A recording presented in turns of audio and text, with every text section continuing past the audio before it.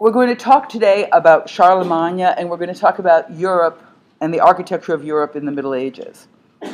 Charlemagne descends through Pepin from a line of Frankish kings, and back in 599 AD, Clovis, king of the Franks, adopted Christianity as his religion. Charlemagne was very adamant about enforcing the spread of Christianity throughout the territories that he conquered. On one occasion, it is said that he slaughtered 4,500 pagans who would not convert and agree to be baptized as Christians. And so if you wonder why nobody's worshiping Zeus and Athena anymore, Charlemagne is probably more responsible for that than most historical figures.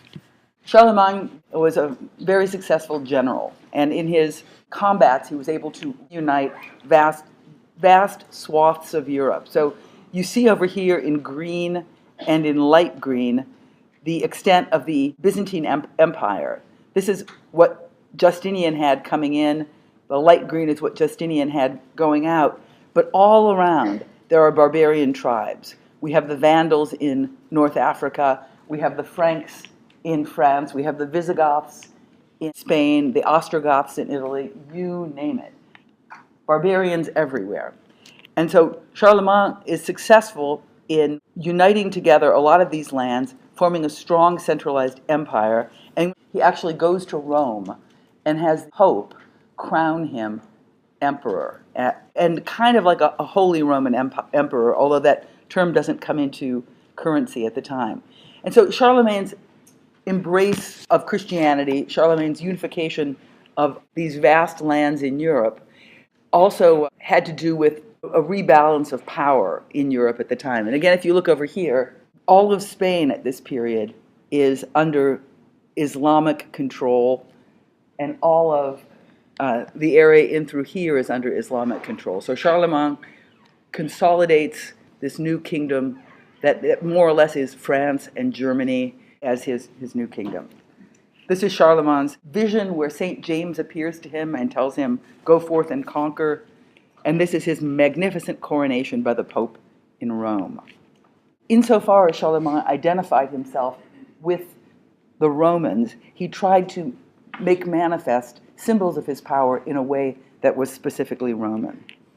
We looked very briefly at this equestrian statue of Charlemagne, or if not Charlemagne, at least some other Carolingian king. And even the idea that he would be portrayed riding a horse is a Roman idea. One of the few large-scale statues that comes down to us from antiquity is this one that we see on the left-hand side of the screen. That's probably Marcus Aurelius on a horse. There were a lot of large-scale bronze statues in classical antiquity. Most of them got melted down to make cannons or cannonballs or munitions of other sorts. But this one was thought to be a statue of Constantine for a very long time. And since Constantine was the first Christian emperor, the statue received special treatment and was preserved. And it wasn't. It was Marcus Aurelius. We always find it instructive to make these comparisons between figural arts of different periods. And if you look at the Marcus Aurelius statue and you look at the Carolingian statue, it's a sad little copy, kind of. Look at the muscularity of the horse. Look at the gesture of the outstretched hand of the Marcus Aurelius figure. Look at the way the drapery falls on gravity. Look at the flex in the calf. You can feel the kind of engagement of man and horse.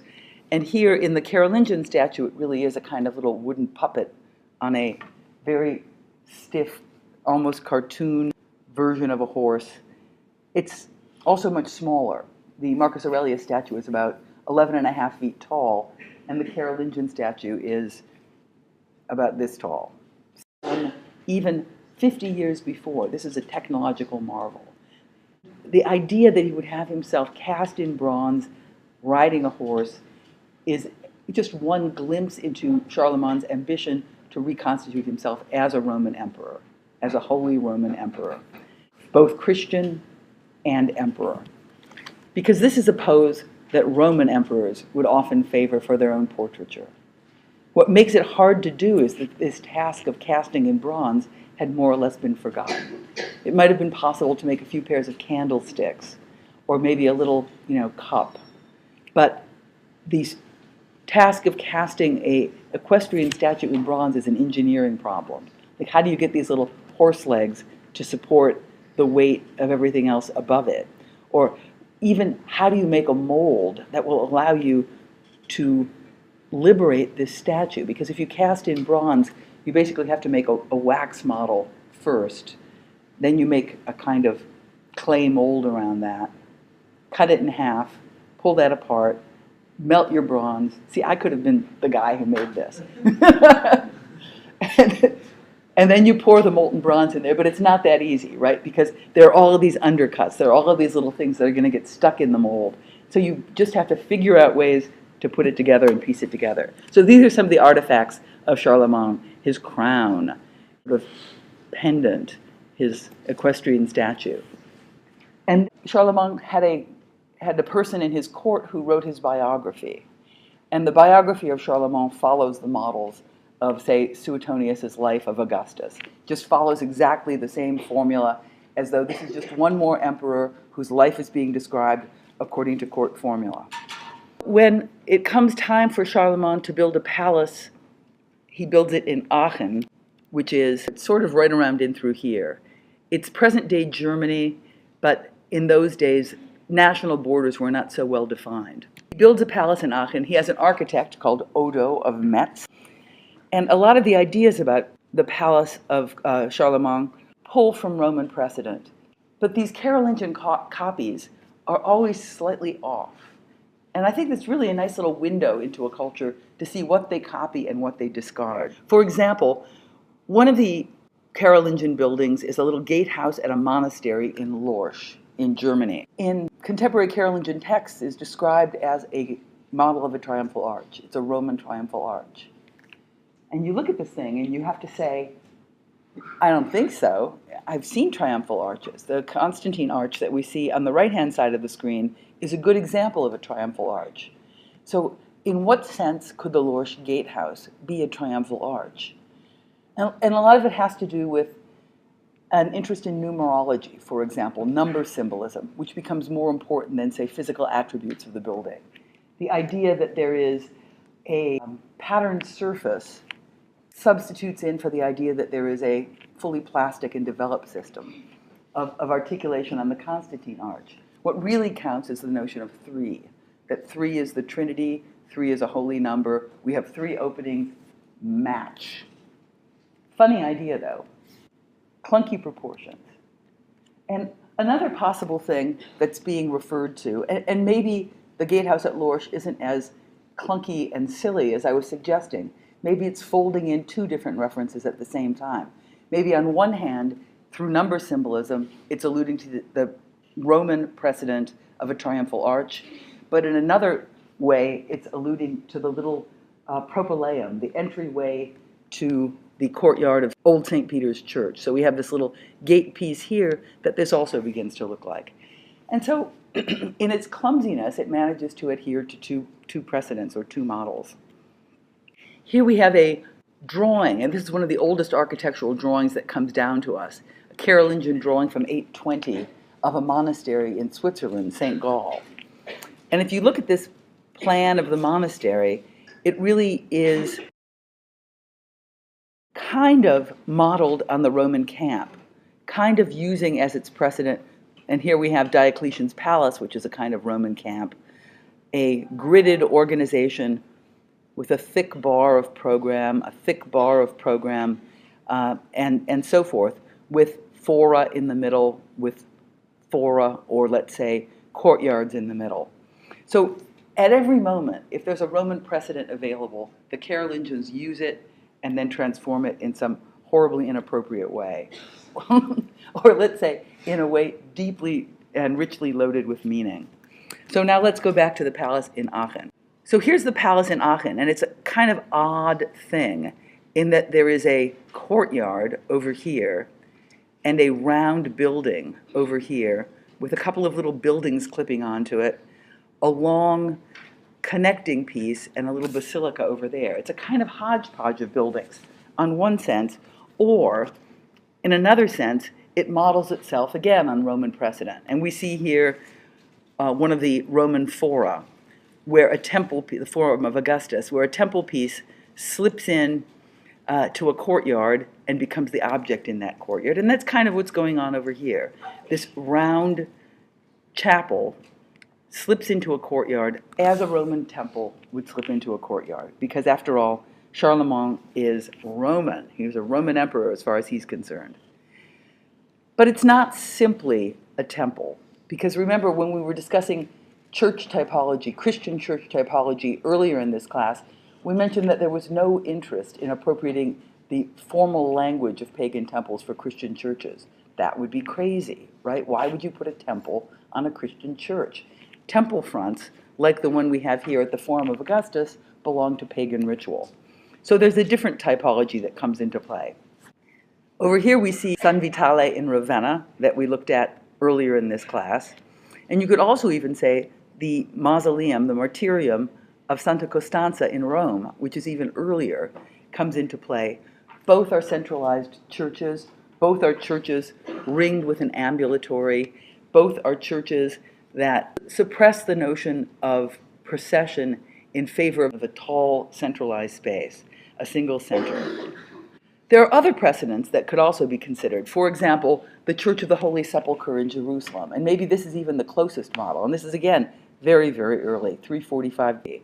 This is meant to be constructed on the place of Christ's tomb.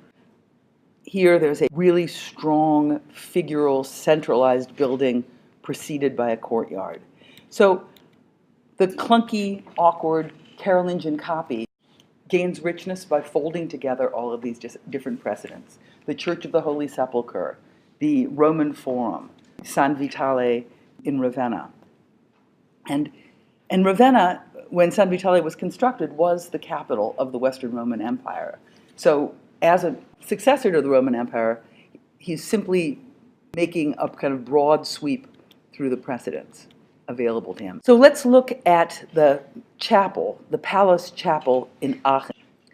It's also called the Palatine Chapel, and it's sometimes called Aix-la-Chapelle. As a point of comparison, this is Aix-la-Chapelle, and this is San Vitale, and this is Aix-la-Chapelle. They're really very, very similar. They're both round churches with this very, very tall space and a permeable ambulatory.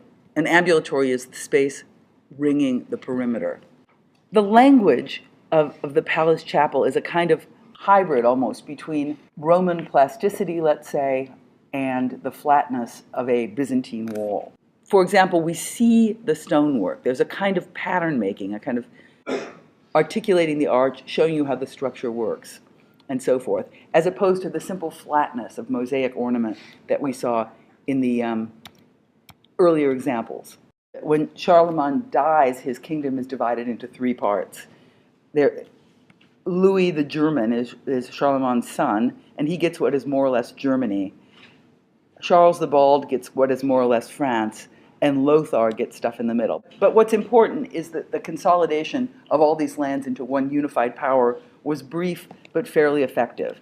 Civil governments become much, much less important in organizing the orderly exchange of everyday life than monastic orders, which become stronger and stronger and stronger.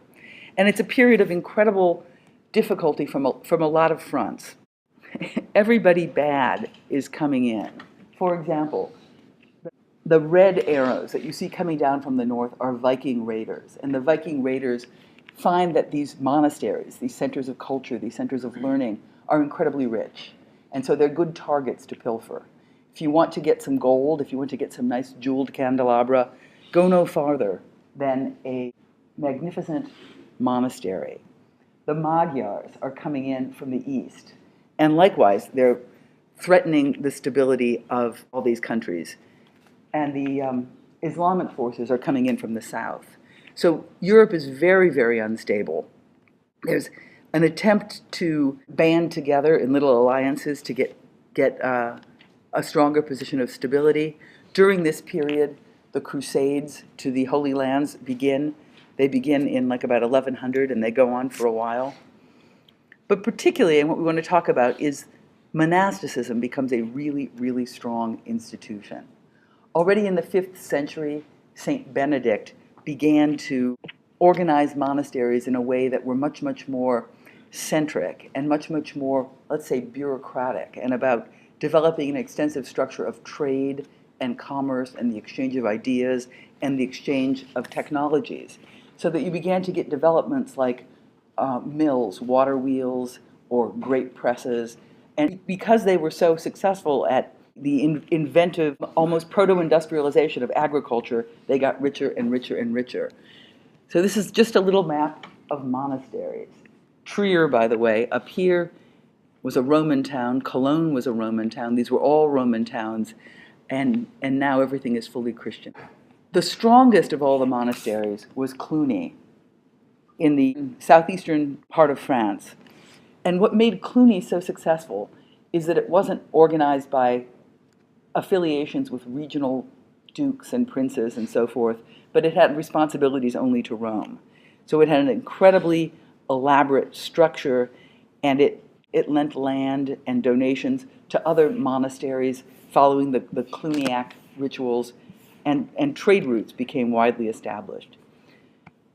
Most of Cluny was destroyed. This is a little piece of it that exists, and it's worth looking at this fragment of the third construction of the Cluny church, because it begins to show us certain things that are typical of architecture of this period.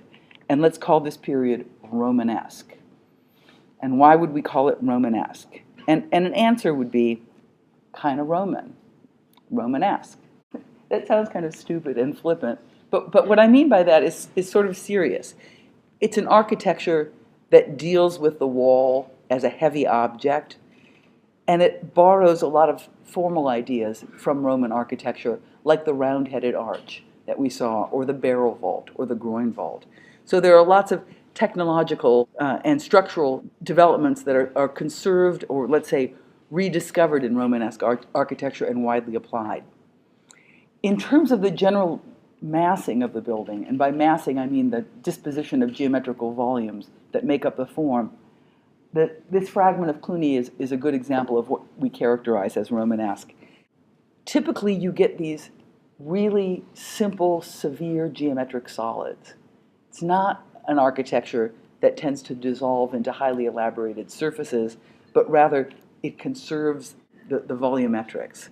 So here we see this kind of conical hat and this octagonal tower base, or this rectilinear prism of a tower base.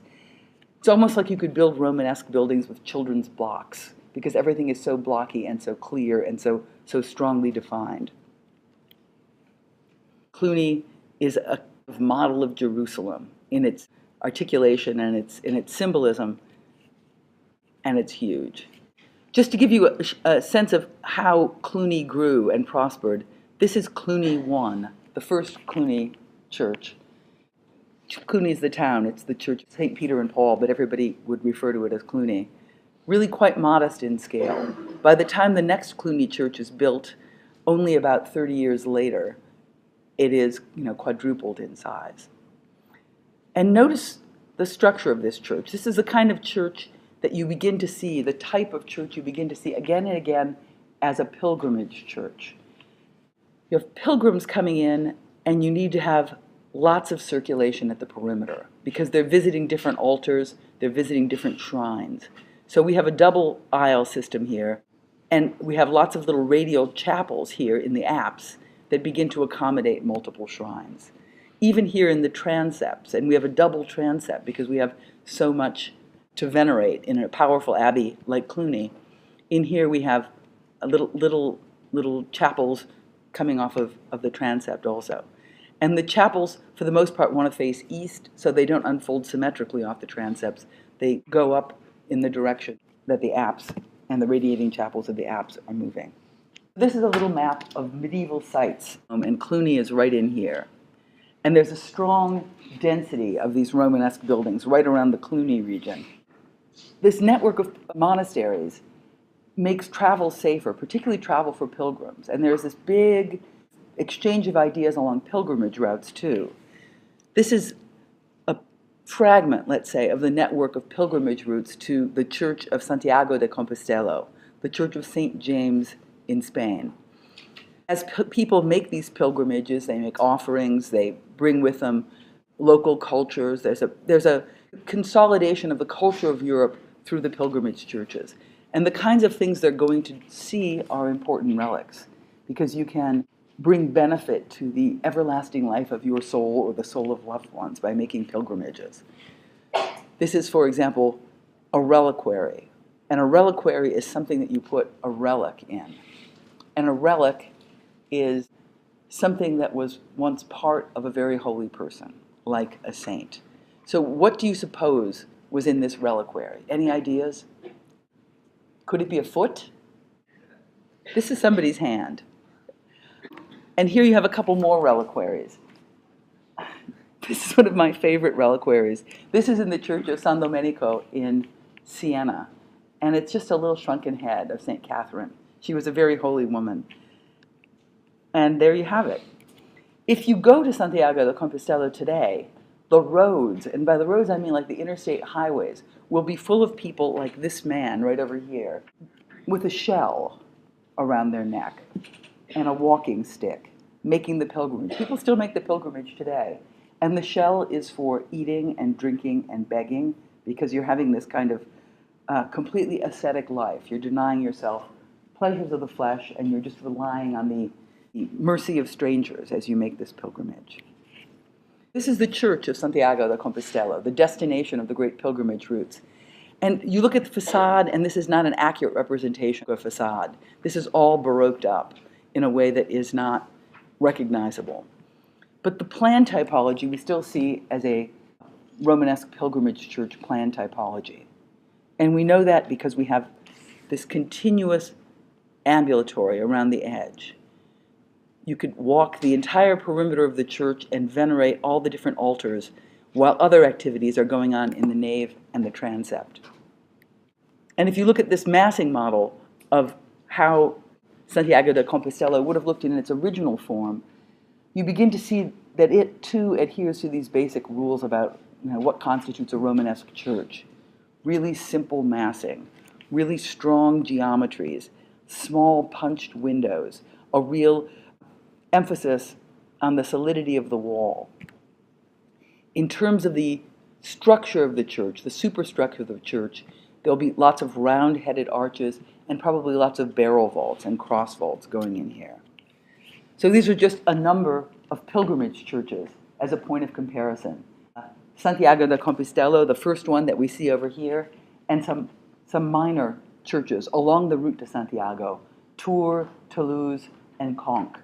And typologically, they're all pretty darn similar. They all permit the circulation at the perimeter. They all have these radial chapels. And they all also have another feature, which is this thickened edge that we see over here.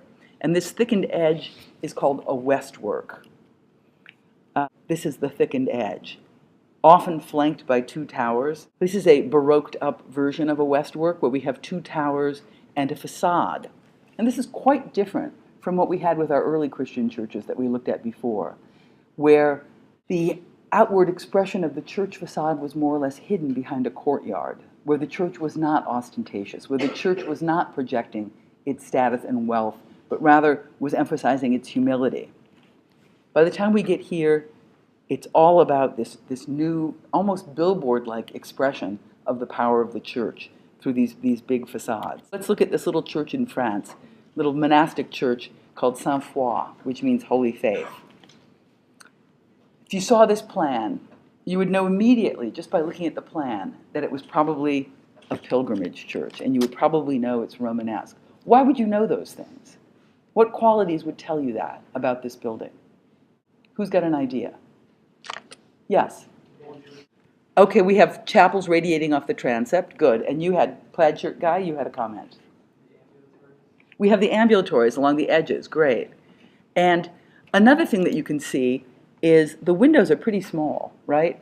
This is a building that has a lot to do with a heavy, massive wall, and not so much to do with the dematerialization of that wall. Although this type of plan, that is to say a Latin cross plan with radiating chapels at the apse, could also be the kind of plan you find for a Gothic church. But in the case of a Gothic church, there would be a lot less wall here. It would be a lot more dematerialized. This aerial view of the church of Sainte-Foy shows you a westwork, a kind of classic Romanesque westwork. Two towers, the idea of a surface that gets punched in very specific ways. Specific ways are round-headed windows, and now we have a new feature, which is this round circular window, which is called a rose window. And the rose window represents the Virgin Mary, and it's a feature that becomes increasingly part of what every Romanesque and Gothic church has. And the rose window represents the Virgin Mary, and the cult of the Virgin Mary becomes very, very popular.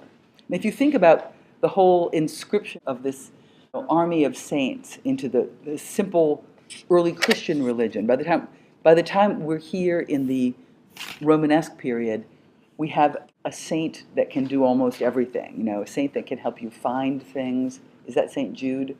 A saint that can help you study hard. I don't know who that is. You better find that one by 2 weeks from now.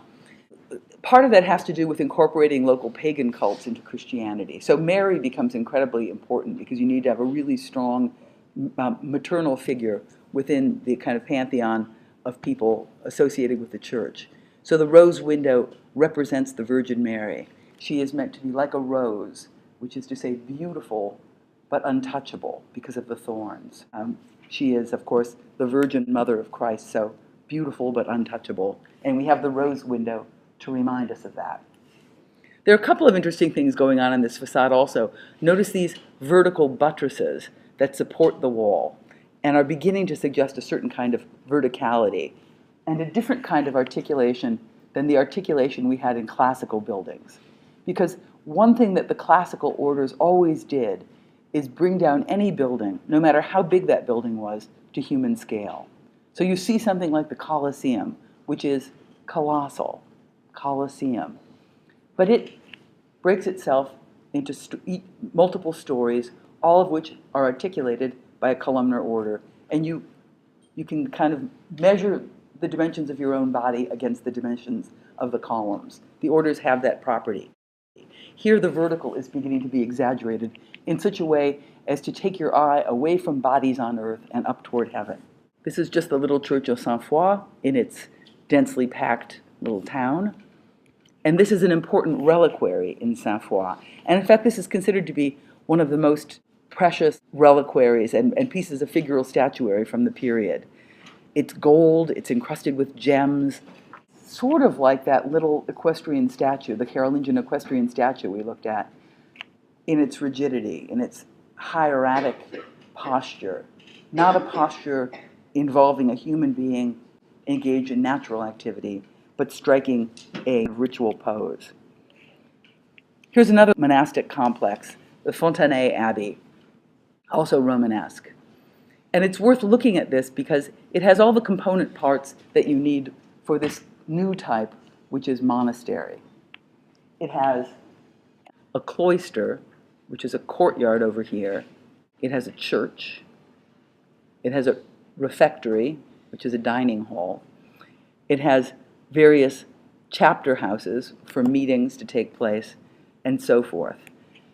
The idea of the monastery has to do with an attitude that monastic communities had, and that was pulling themselves out of the world and having this inward community. So much so that although the monastic complex proper represents one level of engagement with the world, the cloister pulls you even further inward. And here's the facade of the Fontenay Abbey Church. It really is severe in its planarity. We see these vertical buttresses, we see the round punched windows, but we really see a dominant architecture of wall. And just to remind you about these arches and these barrel vaults that we're seeing increasingly in the Romanesque churches, as we mentioned before, there are limits to what post and beam structures can do, and a lot of that has to do with failure at the points of connection, where the lintel will snap and break. The arch, by contrast, transfers loads horizontally, or let's say diagonally, through the system and becomes a kind of self-supporting, stable element. The barrel vault translates the arch through space and begins to make the superstructure, the interior roof form of a lot of these Romanesque churches. And sometimes you have aisles clipped on. And this is more or less what we got at the Fontanet Church. A barrel vault with little barrel vaults on the side of it. And then all these systems work in tandem. The lateral thrust here gets deflected over here, and you have an intact system. I want to show you one more monastery, because this one is late, but it's a really good one. And when I say late, it's 1396. By the time we get to 1396, we could already be talking about Renaissance buildings in a certain context. And this is a building from Italy, so that's where the Renaissance hits. It's the Certosa of Pavia, and Pavia is just outside of Milan. I like this one because I think it's the clearest example of all of these hierarchical divisions that get brought to you by the monastic compound. So here's the church, and notice the church is strange. It's almost as though there's like a little baby church, a little baby cruciform church stuck at the apse of the church.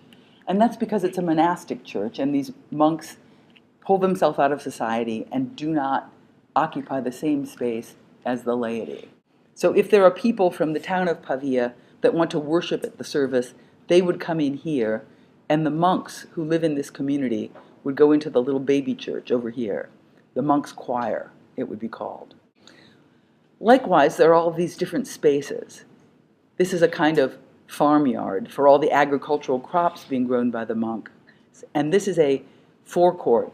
And in this forecourt, called a parvis, this is a place that the laity and the abbot, the leader of the monastery, could get together and exchange goods. For example, the laity might bring chickens in exchange for the honey that the monks have made and things like that. And that could happen in this space.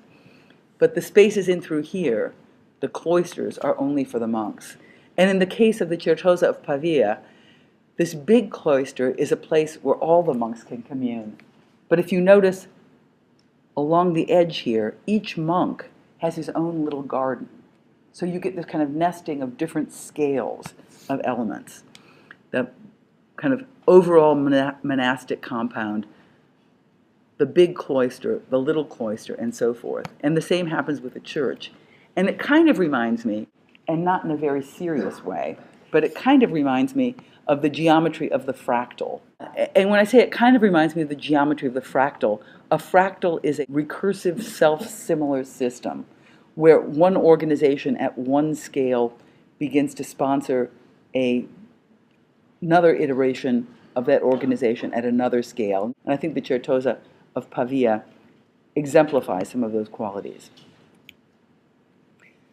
This is probably one of the most famous of the Romanesque churches, and it looks a little bit different than some. This is the Campo dei Miracoli, the field of miracles is what that translates to. If you look at something like this photograph, or if you look at this plan, I think this photograph is pretty great because it really does show you this notion of Romanesque massing, that the Romanesque really has to do with these Platonic forms in space. And it's a collection of a number of buildings. Here we have a baptistry, and a baptistry is a new type that we should become familiar with. A baptistry will have a baptismal font in the middle, and it's pretty much circular, a centralized building. Here's the church proper, and notice that there is this monk's choir attached to it. And over here we have a tower, but not a very good tower, because look what happens to this tower. It's a mess. It's leaning. But even though this surface is highly articulated with all of these little columns, it's still a severe plane. It still doesn't give you habitable space. It just becomes a kind of three-dimensionalized surface. So I think that's enough for now. We've got to get back and do recitations, and we will continue next time. The way the drapery falls on gravity. Look at the flex in the calf. You can feel the kind of engagement of man and horse. And here in the Carolingian statue, it really is a kind of little wooden puppet on a very stiff, almost cartoon version of a horse. It's also much smaller. The Marcus Aurelius statue is about 11.5 feet tall, and the Carolingian statue is about this tall. And even 50 years before, this is a technological marvel. the idea that he would have himself cast in bronze, riding a horse, is just one glimpse into Charlemagne's ambition to reconstitute himself as a Roman emperor, as a holy Roman emperor, both Christian and emperor. Because this is a pose that Roman emperors would often favor for their own portraiture. We're going to talk today about Charlemagne, and we're going to talk about Europe and the architecture of Europe in the Middle Ages. Charlemagne descends through Pepin from a line of Frankish kings, and back in 599 AD, Clovis, king of the Franks, adopted Christianity as his religion. Charlemagne was very adamant about enforcing the spread of Christianity throughout the territories that he conquered. On one occasion, it is said that he slaughtered 4,500 pagans who would not convert and agree to be baptized as Christians. And so if you wonder why nobody's worshiping Zeus and Athena anymore, Charlemagne is probably more responsible for that than most historical figures. Charlemagne was a very successful general, and in his combats he was able to unite vast swaths of Europe. So you see over here in green and again, if you look over here, all of Spain at this period is under Islamic control, and all of the area in through here is under Islamic control. So Charlemagne consolidates this new kingdom that more or less is France and Germany as his new kingdom. This is Charlemagne's vision where St. James appears to him and tells him, "Go forth and conquer." And this is his magnificent coronation by the Pope in Rome. Insofar as Charlemagne identified himself with the Romans, he tried to make manifest symbols of his power in a way that was specifically Roman. We looked very briefly at this equestrian statue of Charlemagne, or if not Charlemagne, at least some other Carolingian king. And even the idea that he would be portrayed riding a horse is a Roman idea.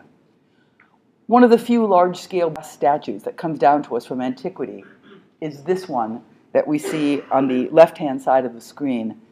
That's probably Marcus Aurelius on a horse. There were a lot of large-scale bronze statues in classical antiquity. Most of them got melted down to make cannons or cannonballs or munitions of other sorts. But this one was thought to be a statue of Constantine for a very long time.